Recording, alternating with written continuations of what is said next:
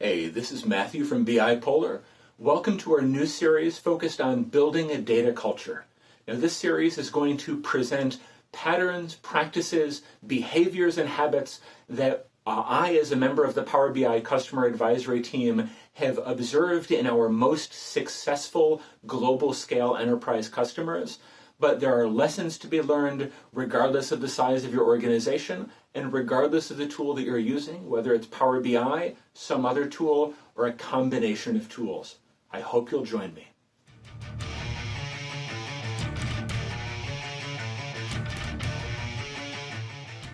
This new video series is going to be a bit of a departure from what you may expect from the BI Polar channel. Rather than having an emphasis on tools and technologies and features, we're going to be taking a look at organizational structure, behaviors, and the patterns for success at scale.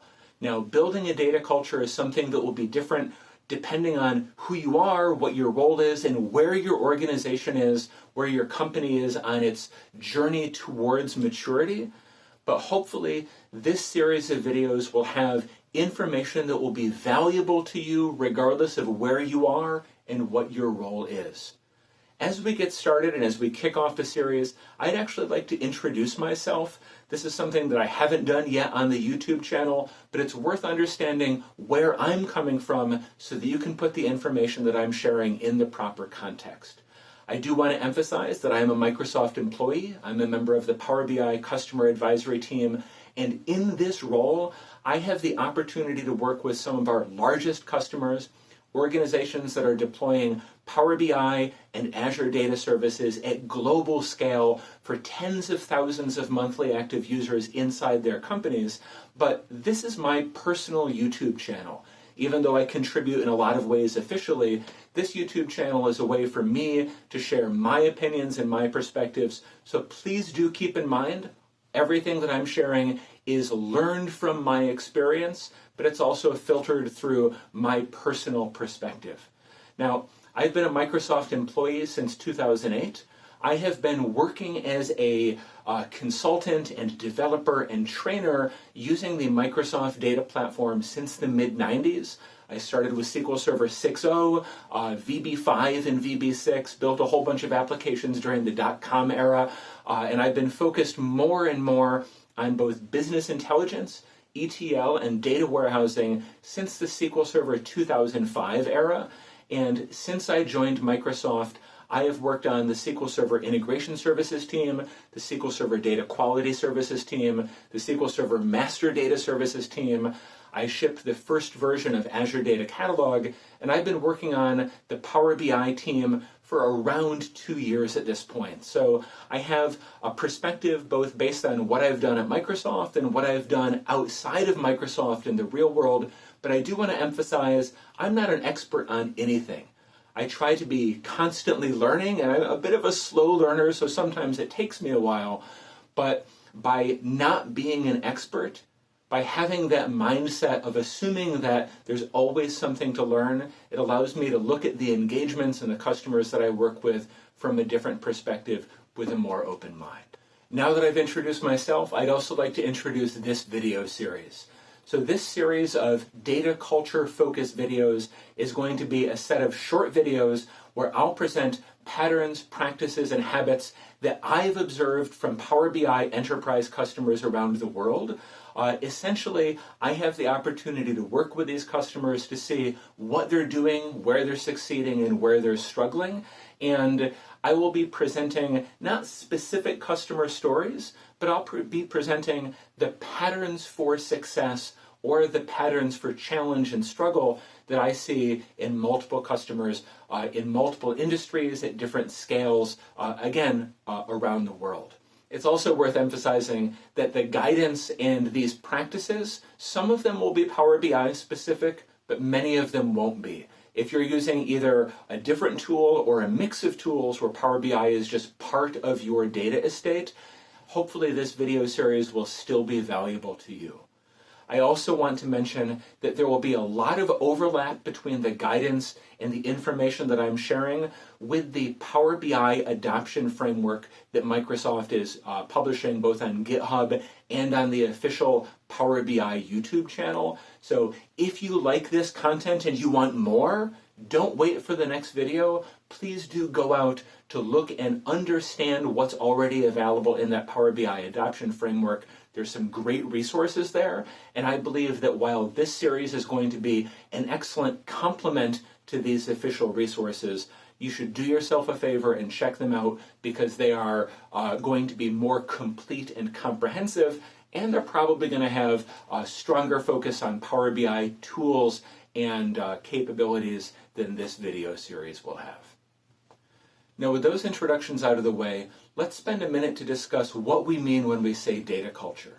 Because this series is focused on building a data culture and the practices and behaviors that will be useful to you as you work to define a data culture inside your organization, having a shared and well understood definition of what a data culture is right from the beginning is probably a good place to start.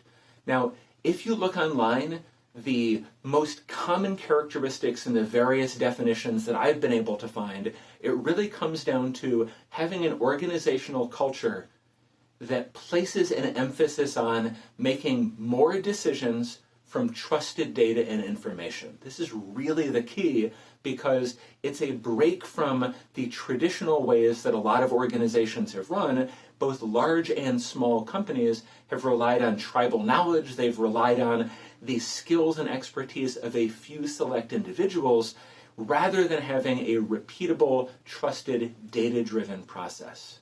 And having a culture that places an emphasis and rewards using data and being able to defend and replicate and scale those decision-making processes, this is really where we want to go. But of course, my definition of data culture included the term culture, and to me at least, defining what a culture is much more interesting and much more important than defining what a data culture is. And whether we're talking about a data culture or cultures in general, a culture is a set of behaviors that are shared by a group. Specifically, a culture is what you do rather than what you say. Now, a culture is built and it's reinforced by the behaviors that are encouraged and recognized and rewarded by the group. And on the other side, a culture is also defined by the behaviors that are discouraged or prohibited or punished. And if you step back, if you pause for a second and you think about your family or your community or your team or your organization at work, each one of these groups, each one of these cultures has its own set of behaviors and norms, and there are some things that are allowed and rewarded and encouraged. So what do you get promoted for? What gets you a raise? What gets you a pat on the back or a bonus at the end of the year? Now, these things, as well as the things that might get you written up or yelled at or fired or maybe to have your work overlooked or undervalued, all of these things as a whole define the culture of your organization or of your group. And it's worth emphasizing that the culture is not the set of rules. It's not something that leaders mandate. Instead, the culture is the outcome of following of the rules as they're actually enforced.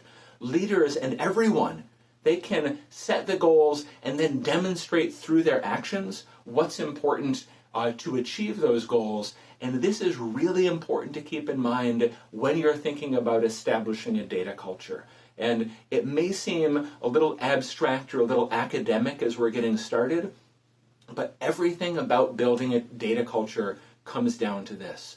Comes down to understanding that when you are going to build an application, build a solution, build a report, when you're going to make decisions that are based on the data that you have prepared and aggregated and modeled and visualized, that data will be used and that your efforts will be recognized and rewarded, and the value that you deliver will be important to the organization.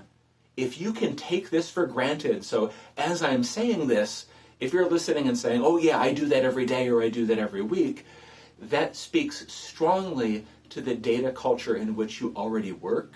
And if, as I'm saying this, you're listening and you're saying, yeah, I do all this stuff already, but nobody really cares, this may show that you have a ways to go to build and develop that data culture in your organization.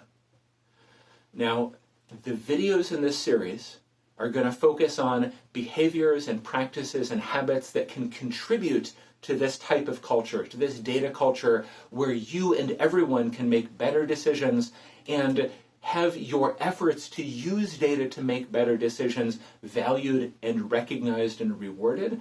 And as we go through, I hope that you'll both stay with me and that you'll let me know about your data culture. So in the comments below, let me know what are the challenges that you face, what are the successes that you've had, and as we go through the series, I'd love to hear your feedback on how much it makes sense, how much it resonates with you, what you already know, and what you've learned as we've gone together. Thanks very much. Can't wait to take this journey with you.